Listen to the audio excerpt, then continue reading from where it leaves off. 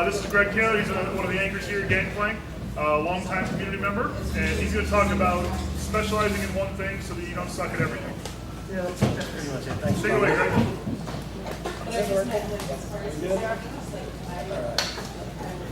It's been a while since I've done a brown bag. It's been about a year and a half, 2 years. So this is fun. Of course, computer doesn't work and can't get a connection. It's always cool too. So I want to talk about specializing in business, and a lot of this is going to be a personal story of what I've learned through trial and error, and kind of how I found my own way in the marketplace, and how I've been able to start to develop a successful company. So my company is Marketing Press. We do WordPress development only. We don't dabble in Joomla, Drupal, anything else. We're asked always, why do we work with WordPress? And the answer always is because there's a lot of business there for us, and it's what we like to do. And I don't want to mess with anything else. So this is a true story. This is about a guy, me, who kept getting fired from jobs because I didn't like the way things were done. And I always seemed to land and work in different companies where we wanted to be the Walmart of whatever our industry was. If I worked, growing up and when I was in college, I worked for different printing companies, and all printing companies wanted to be marketing companies. They no longer want to be printing companies. I worked for marketing companies who wanted to do everything.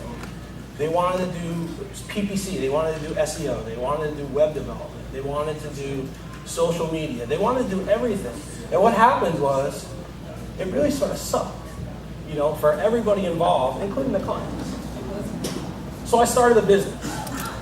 And I started a business in 2008, I guess, when I finally decided that I didn't want to get fired anymore, and this thing wasn't for me. So I started a business, and what happened was, life was good for a short amount of time. I was my own boss. I was able to live the lifestyle I wanted to. I could show up to meetings in shorts and flip-flops because nobody expected anymore. I can pick and choose who I wanted to work with and for, so I thought. And things were going okay for a little while. And I was always asked this question, and when you start a business and you own your own business and it's real personal to you, this shouldn't be the worst question that people ask you. But I always found that this was the worst question. I hated when people said, what do you do? And I say, well, I do marketing. Well, what do you mean you do marketing? What do you do? So I would always tell them, this is what I did. I did marketing, I did some photography, I created content, I did some web development, I did some social media management strategy. Somebody paid me once to do some trade show graphics, so I did that. I did iPhone apps from a partnership, previous to where I am now. I did some video content, and I would tell them that. And people would come back and ask me, well, that's nice, but what do you do? And I would just always say, I don't understand why you don't get what I do. I just told you what I did. What don't I do? So I would tell them, this is what I did. And I'd go through the whole list again. And what would end up happening is, they would say, well, what are you good at? And what happened was, I would think, well, we're good at everything. So why wouldn't we get hired to do all of that stuff under one umbrella? It would be a no-brainer. I'm going to trip on these cords in a minute. It'd be a no-brainer to hire somebody who does everything versus somebody who specializes, right? No, not necessarily. And here's one other thing about me. I'm a pretty casual guy, so if you have any questions as I go along, just raise your hand. Let's just talk about it rather than wait to the end. What are you good at? We're going to get to that. They'd say, what are you good at? What are you known for? And I would just be at a loss, I'd say. And it came upon, months and months and beating my head up against the wall, and I'd say, I'm not really known for anything. Back then, I was known for, doing a little of this and a little of that. And I'm not a believer in dabbling. And then I came to the realization that that's what I was doing. I was just dabbling. I was dabbling in this and I was dabbling in that. And really, I wasn't doing anything. So, I wasn't known for anything. And this was the hardest realization to come across when I said, really, my company does this, this, and this, but we're not known for shit. How do we change that? Why do I want to change that? Do I want to change that? What's going on? So what happened was, my problem in the beginning was I thought I was good at everything. And I wasn't. I wasn't good at creating video content. I just did it because somebody said, can you do this? I said, absolutely. I suffered from, the us too, or the me too, that a lot of people in, the marketing space and a lot of other disciplines and businesses suffer from when you're first starting out. You're in front of the client. You're so excited to be in front of a client that they'll say, can you do this? Oh yeah, of course we can do that. Do you do this? Oh yeah, we do that too. And all of a sudden I do all of this shit. And I said, holy cow, I don't know how to do any of this. Or I don't know how to do any of this well and serve the client, and save my reputation, my company's reputation, and make sure that we're going down the right path. So it was a tough one. So that was one of the problems. The other problem was I was losing more proposals than I was winning. And why was I losing them? Because I wasn't good at one specific thing. I was all over the board. And what happened was I just got tired of beating my head against the wall. So I had very little projects, work, or revenue. So this is where I came to a point where I said, something's got to change, or else I better find a job. I can't go on, doing what I'm doing, and I can't go on, trying to make a go at it with this company when I'm not really doing anything. I'm just spinning my wheels. So I was stuck, something had to give, and it was a tough point. It was a tough point for us where I would lay in bed and I'd say, oh, Jesus, how am I going to do all this video stuff I promised this guy? Or Jesus, maybe I should just find a job. Or gee, blah, blah, blah. And it was a turning point. It was where I didn't want to be. And it wasn't why I started the company to have those thoughts and to be there, laying awake thinking like that. So these are my choices. My choices were to win more proposals, find a real job, which was like, oh man, or do something different. And really find a real job, that was like a real option for a while. When people, when I was starting to get known a little bit, different people would come and say, well, why don't you just come work for us? Why don't you just come work for us? Look at our culture, blah, blah, blah. Well, do I have to be there at 8 in the morning and stay until 5? Well, that culture's not for me. Can I wear shorts and flip-flops? No, you gotta wear a shirt and a tie. No thanks, that's not. So this quickly became not a real choice. So my choices were win more proposals or do something different. So what I ended up doing was, I did something different. And what we did was, we ended up, okay, but I didn't really. I forgot about that. I did something different, but not really. Because what I did was, I learned from a lot of the smart people who were around me and the successful people who were around me. And this place is definitely a catalyst for that. When I saw people and I started talking to them, I said, what do you do? We specialize in, like Susan, what do you do? You specialize in audience segmentation research. I dare you to find anybody in the world who specializes in that. Susan does. Athlinks in the back here, they specialize at timing races, only bicycle and foot races. Although there are lots and lots of different races they could time, they only stick with these. So I was able to say, okay, I'm going to do something different, but I'm going to do what you're doing. So I found to specialize, and I wanted to specialize in something I liked, I was good at, and I had a passion for it.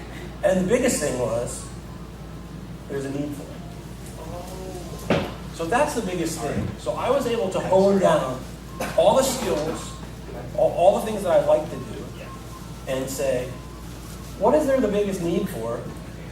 What do I like the most? And where do I want to go with this thing?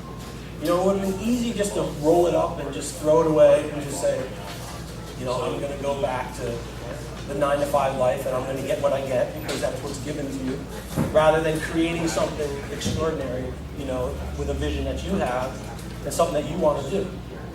So I ended up specializing in my company in WordPress and WordPress development only. So here are a couple things. Why is it beneficial to specialize in business? So here, this is my point on it, and please elaborate or challenge me or do whatever, raise your hand. People want to work with people who are at the top of their game. I don't know anybody in the world, who is at the top of their game, who has their hands in every single thing. Especially on a level when you're talking, my company, 2 to 5 people. know what I mean? It's hard to be good at everything when there's only 5 of you. You know, yeah, of course, Apple can be great at everything. And I know somebody will bring that up. Well, Apple does everything. Not really. Apple, you know, specializes in kick-ass products. You know, so people want to work with people who are at the top of their game. The next one is, it's easier and more beneficial to be great at one thing than to be good at many. You know, it's easier for you to, and then, okay. It's easier to be great at one thing and be known at one thing than be known at others. I mean, that's just fact. That's just simple. You know, if you have something that you have a real skill for, you know, stick with it and get known for that one thing.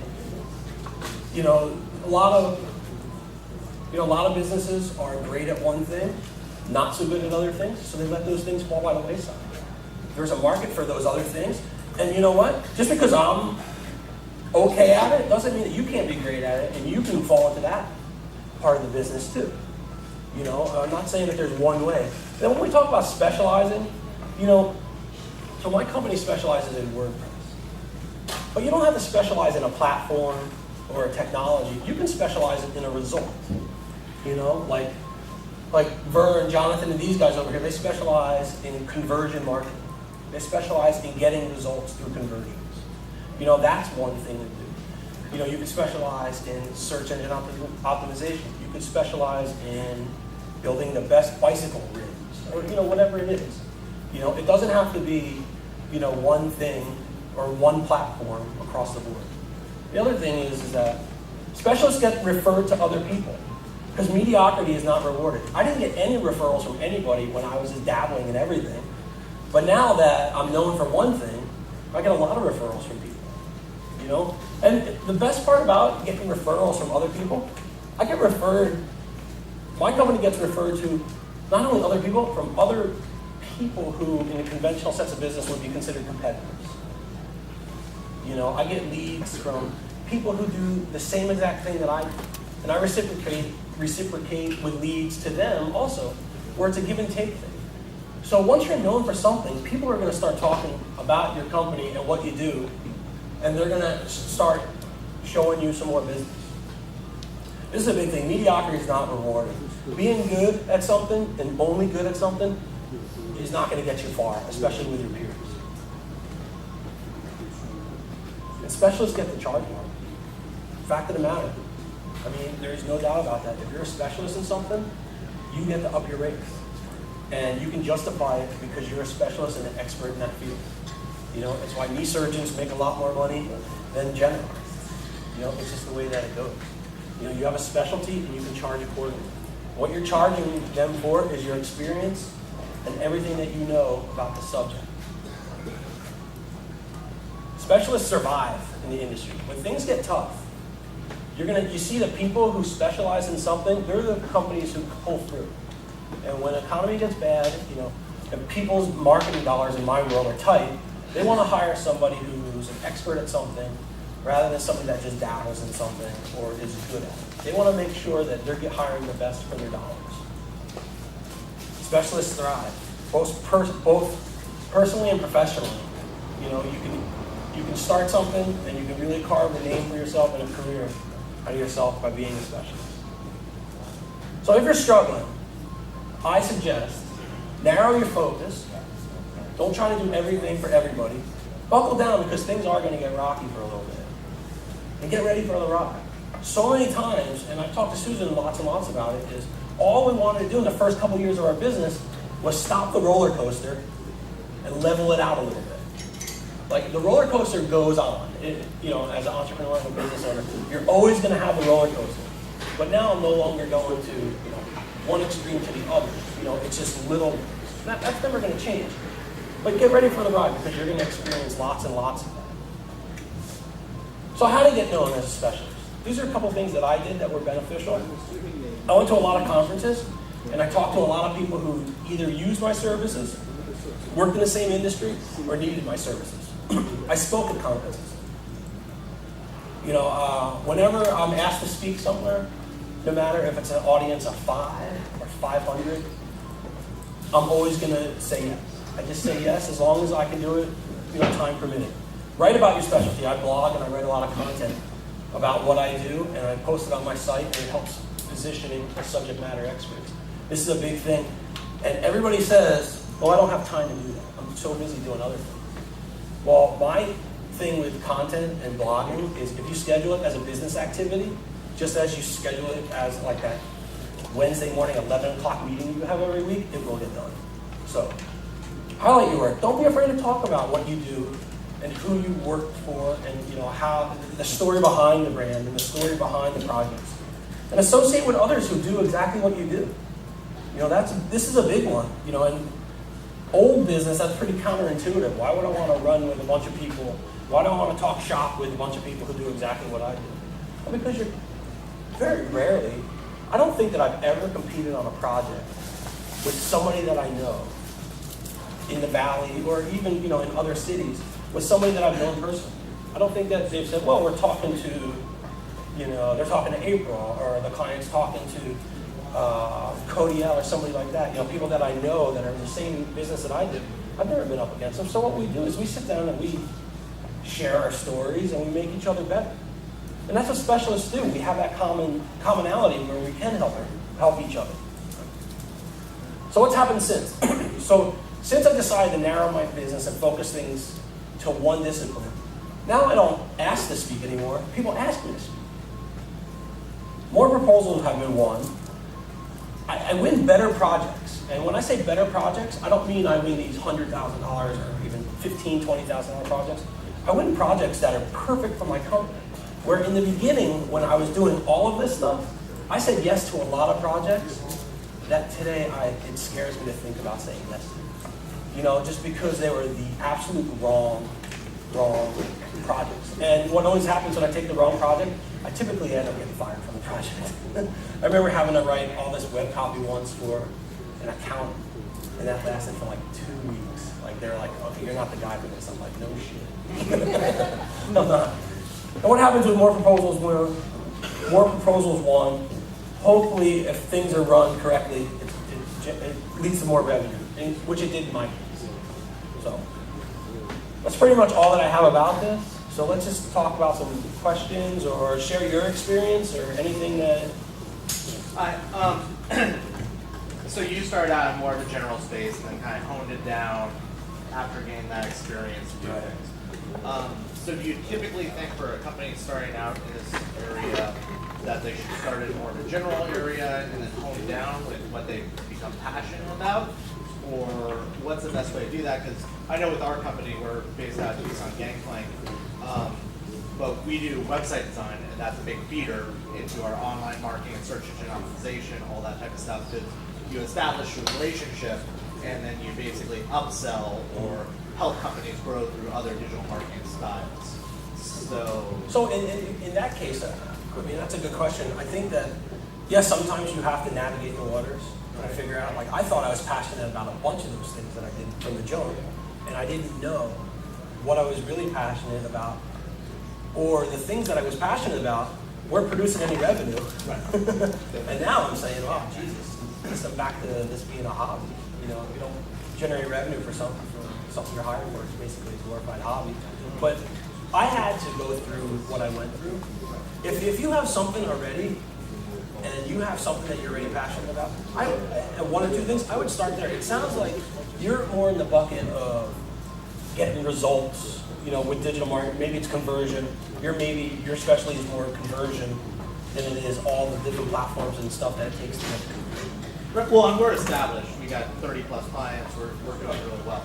But I know through my process, I'm not saying that. What I'm saying is, though, through our process, because I kind of did what you did, I can do everything. But I reflect back on that and going, well, that was a really big thing, being able to get out there and think you could do everything and be passionate about that one thing and sell it. I always kind of say, business is kind of like a skateboard. Like, just because you own a skateboard doesn't mean you should be riding it.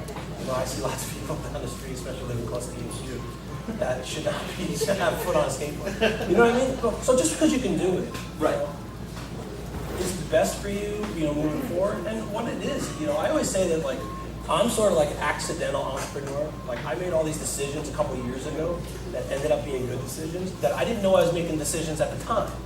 And one of them was this. One of them was narrowing everything, and part of it was firing a partner that I couldn't get along with, who wanted to do the us two, me too thing. So I think that, if you're established, keep going with what you're going. But I think in the beginning, it is helpful to put your foot in the water a little bit here and there to find out not only what you're truly passionate about, but what there is a market for. But like, I'd say much like Apple, you're a company with a bunch of employees. You can find a person who is the SEO guy, the person that is the social media guy. And that's how. Because you don't have to be all of that. Right. That's the great. Right, yeah, Like all these guys here, when they need someone who's having malware attacks on their WordPress sites, they send them to the one guy who's that's the job. And that's sort of like, the specializing is also sort of like the Hollywood model, where you pick, you have the producer, and then you hire the best director of photography, and the best screenwriter, the best actor. Things like that. Yeah, exactly. And that's another way to go about it too. So Greg's right. I mean, he and I have been on this journey together over the past few years, and have both taken the same approach. And the work I do, and I've been doing for years, helps companies figure out where the intersection is between what they do really well and what somebody really needs, right? That perfect space. But when I started this business, after being laid off, I wasn't not following my own advice, because like so many of us, you go out on your own and you're like, crap, I'll take anything. I can do, and I hadn't been dabbling. I'd been doing marketing for 25 years. So I had lots of experience in lots of things that I could do very well. And I was like, I'll do any of it. So I was going out as I'm a marketing strategist, and I can do digital, and I can do this, and I can do all this kind of stuff. And my site was like, here's all the shit I can do. Really? That's what it was. And business was and I was doing work that some of which I liked and some of which I didn't. Greg and I, as we sort of walked this path together, really found ourselves in a very similar place and decided it was, for me, it was time to fish or cut bait. Like, I was either going to walk the walk or I was not. And I decided I can still do all that other stuff, but I don't. And I decided to basically go with one thing that I do that hardly anybody else does, and that is wildly desired by the people I'm trying to target. They just don't know where to get it, right?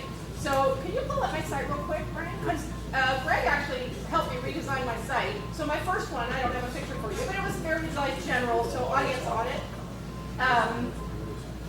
And what I started to think about was the fact that I can do all that stuff, but what do I want to sell?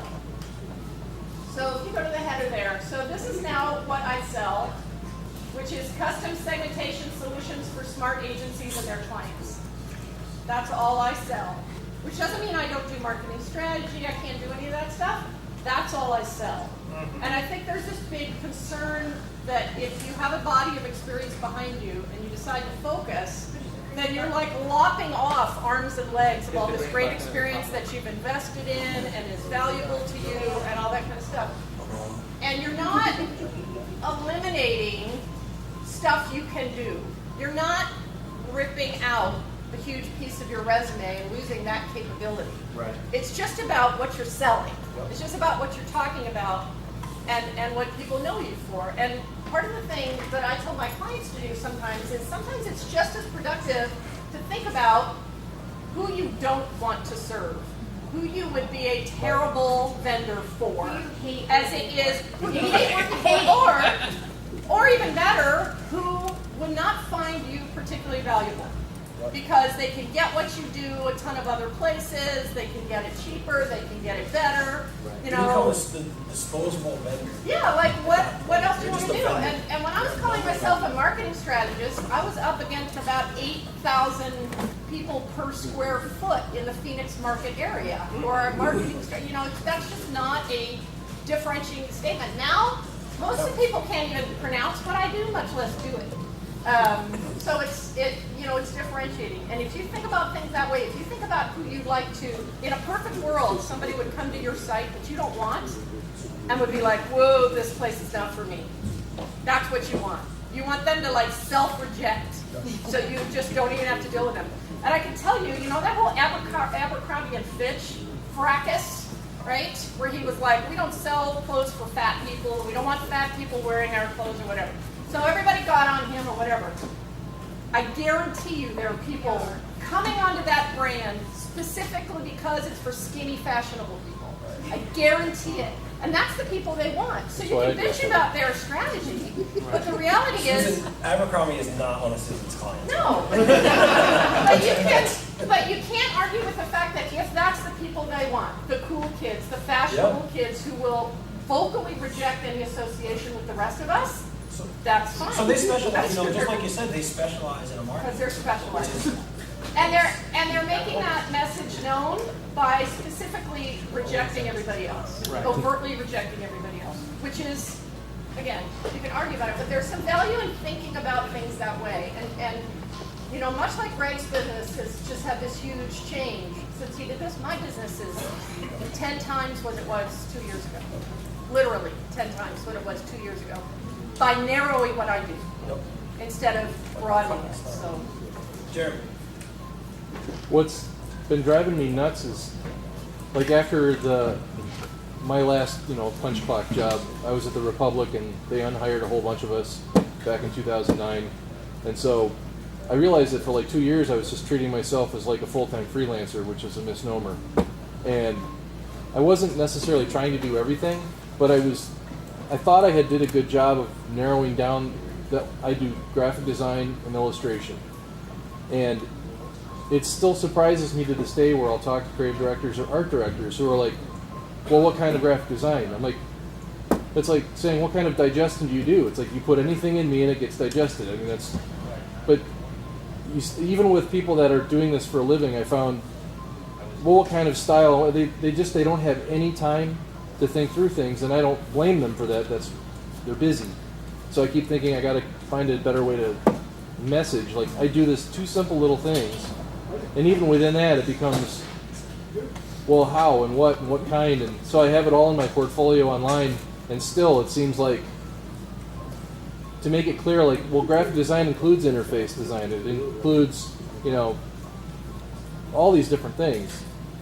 And so rather than having just this gargantuan portfolio, what I've been trying to do is say that I come up with some sort of a clever, unique tagline, like I deliver visual self-esteem or something like that. I'm finding like the new words seem to be like Visual goodness. Yeah, fully integrated seems to be a great new way to like get people's attention. But it's like I have to have some sort of real simple like word like Smurf umbrella above what I do, because even with just being a specialist in what I do is still. well, maybe it's not just about what you do. Maybe part of that message is about who you want to do it for. Well, I'm being very picky about the projects I post. But I mean, so if you could express the kind of clients that are perfect for you, are they big? Are they small? Are they desperate? Are they fully loaded and just don't have somebody that does what they do? Like, there might be an aspect of your unique positioning that's not just about what you do, but the perfect kind of client for you, the perfect kind of organization that you do it with. That might be a component. And something that you said was really poignant. I didn't put it in here. And I remember a while ago having a conscious thought that said, I'm never going to grow this business if I keep treating myself like a freelancer. Right. I said, I need to stop the freelance mentality, and I need to become a business owner and treat it as a business. And then once I did that, I was able to, I have a marketing buddy. I have a travel buddy. I have, I typically never stay within them, but I have them. But you know what I mean? I have that stuff set up where I run it like a business now and not just a freelancer. And that was also a key point. Did you have a question? My mentor asked me a question once. He said, what is income? And I just looked at him for a minute. Like, if you're going to ask me that, I assume there's a much cleverer answer than the one I'm about to give. So just tell me.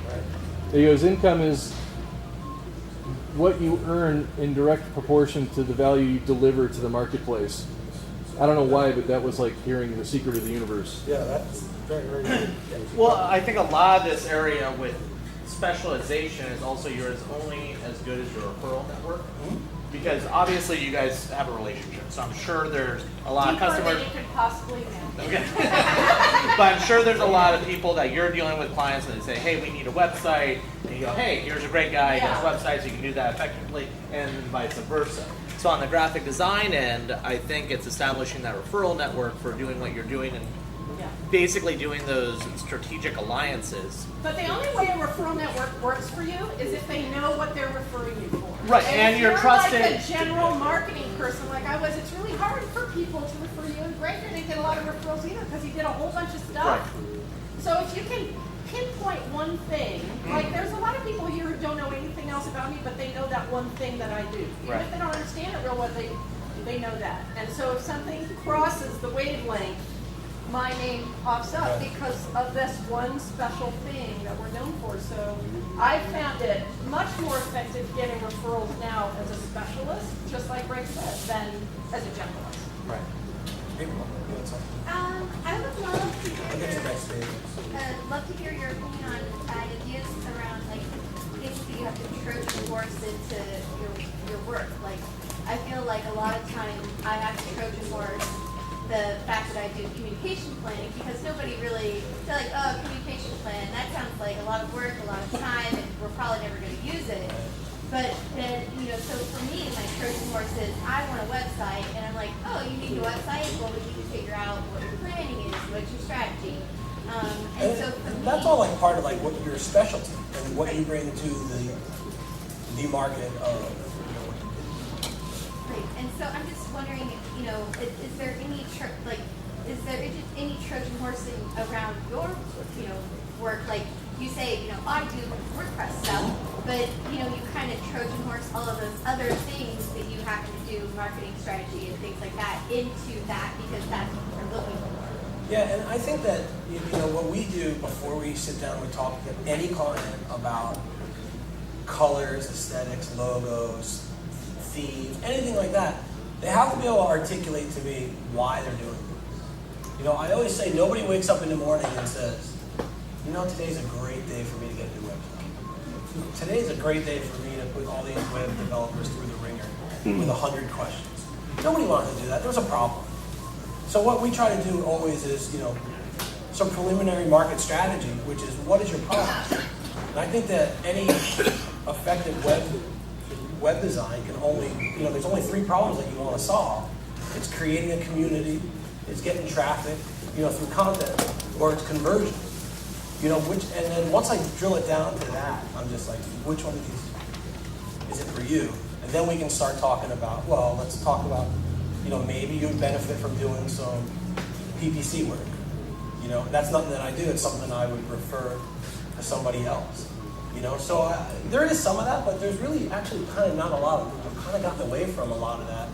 But I still keep it within the conversation because as an expert, you have to know what your product, what other things your product also serves and what you serve in the market. So I have those people on the short list. Who does social media brand management? Who does SEO, SEM? Who does high-level API integration? That's not me. That's not my company. That's out of our wheelhouse. The other thing that we've done is we've also been able to carve out a small niche in the market where we've been really successful in small businesses and startups. And typically, a project for us is between $3,000 and $8,000 right away. We're not chasing the $15,000 projects that I'm going up against these big agencies that I can't pronounce some of their names, or I'm not competing with a bunch of freelancers working out of working out of coffee shops or other things like that. So, I don't know if that answered your question. Did it? Did. What exactly would you say your specialization is? I mean, obviously you do WordPress websites for businesses. That's it right there. Is that it? That's it right there. How simple is that, right? Now I can say, when you say, what do you do? What do you really do? WordPress development for businesses. Simple, succinct. It's not something within WordPress specifically other than just WordPress websites for businesses. Yep. Exactly. And it's been drilled down and chipped away from, and chipped away, and chipped away, and chipped away, and I'm like, okay, this is exactly where we are. This is exactly where we focus. And it's been 2.5, 3 years now that we focus just on this sole niche in the market. How often and how much does custom development come into what you do? How often? And That's like actual custom PHP. Yep. Custom plugins or you develop? Custom plugins typically not that often, but custom there is. So hardly anything is custom 100%. You know what I mean? Like I need lots of custom functions, but there will be one or two occasional PHP functions that I need that I have a couple people who write for me. You know, and then I bring them in on the project, just like we were talking about the Hollywood model. Bring them in on the project, let them do what they do, and then they can be hands off, and the other team does, you know, do what we do. So it's all kind of in there. And with WordPress anyway, I mean, you know, you can customize it to the hill now. Tons of stuff. What does the progression look like from, you not really focusing on anything specifically to where you are right now? How long did that take, and what, did you reel it down slowly, or did you wake up one day and go, what am I doing? Well, I woke up one day, I fired a partner, and I said, I want to change directions drastically. And then I changed directions drastically, and it was just, but in my mind, over time, I was whittling it away. Like, I don't want to do this. This isn't profitable. It takes up all of my time. You know, this sucks. You know? Anything I had to do that I dreaded, that I woke up and I dreaded that I had to do, I got rid of it. You know? That sounds like a really easy way to do it then. Yeah. So, and, you know, just because it worked for me doesn't mean it's the only way to go. I'm sure that everybody else, you know, navigates the road a little differently. And this is just, you know, like I said, this is how I did it. Jeremy. The biggest thing I had to do for myself, especially the last 5 months, is take everything that isn't working very personally. And I don't necessarily mean personal like as a person, I just mean that it's all me. Yeah. Because if I tell somebody I do illustration, I have to realize that that word means something different to everybody. Because I literally had a client who was hiring me for a bunch of stuff, and then they said, "Yeah, it's too bad we weren't available. We hired somebody for some storyboards." I'm like, "I do storyboards." He goes, "Oh, you do? I thought you were an illustrator." I'm like, so rather than thinking he was an idiot, I'm like, "What's wrong with me that I'm so dumb I can't communicate that illustration means all these?" You know, so it's just been like this quest to find. I'm trying to treat my career like an interface. I have to simplify it down to usability and. Yeah, absolutely. And I always hated the cliche, don't think it's just business, don't take it personally. Fuck that. It's all personal. I'm sorry, man. I take it all personal. You know, that's just how I am. Business is personal. It is, right? Because if you're working from what you believe in and what you're passionate about, how could it not be? Yeah, I mean, and this thing, you know, started as, you know, I think my original business plan was written on a cocktail napkin, like all other great ideas, you know, and this kind of evolved, and then I said, this is what it's going to be. And once I was dead set on what it was going to be, it was full steam ahead. Any other questions? Anybody want to add anything? You going to let me off the hook here? Eat lunch? All right, thanks everybody.